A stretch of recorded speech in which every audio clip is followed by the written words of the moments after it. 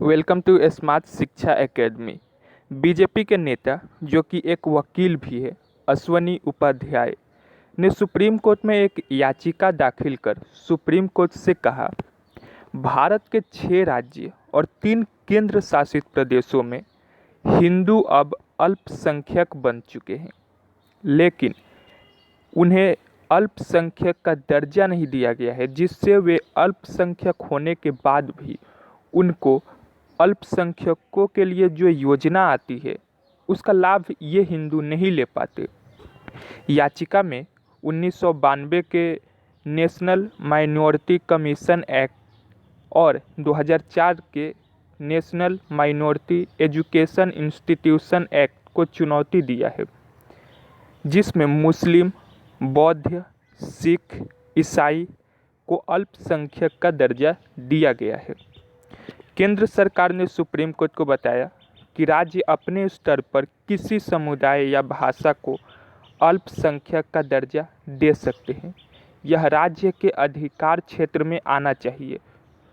तो अब supreme court फैसला सुनाएगा कि इन राज्यों में हिंदुओं को अल्पसंख्यक का दर्जा दिया जाए या नहीं। अगर दिया जाए तो ये कौन देगा, केंद्र सरकार या राज्य सरकार?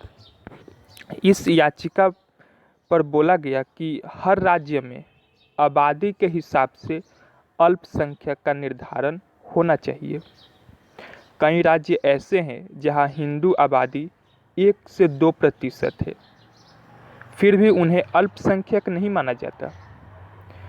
और वहीं लद्दाख में हिंदू आबादी 1% से कम है, मिजोरम में लगभग 2 से 3% है, लक्षद्वीप में 3% से कम है, कश्मीर में 4%, नागालैंड में लगभग 8%, मेघालय में 11%, अरुणाचल प्रदेश में 29% और पंजाब में 38%, मणिपुर में 41% हिंदू है।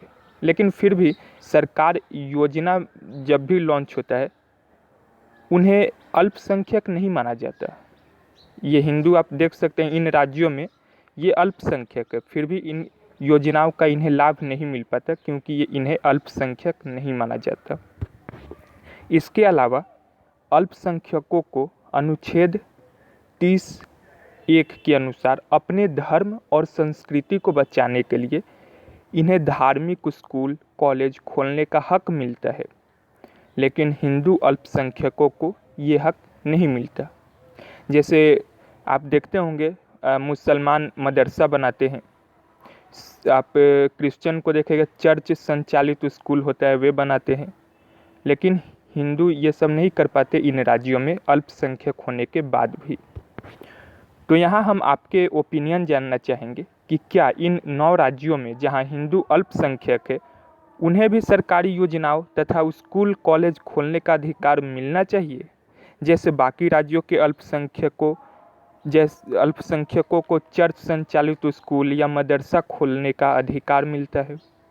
लिखिएगा अपने विचार कमेंट्स में, और आपको ये पसंद आया हो तो लाइक कीजिए, शेयर कीजिए और चैनल को सब्सक्राइब कर लीजिए।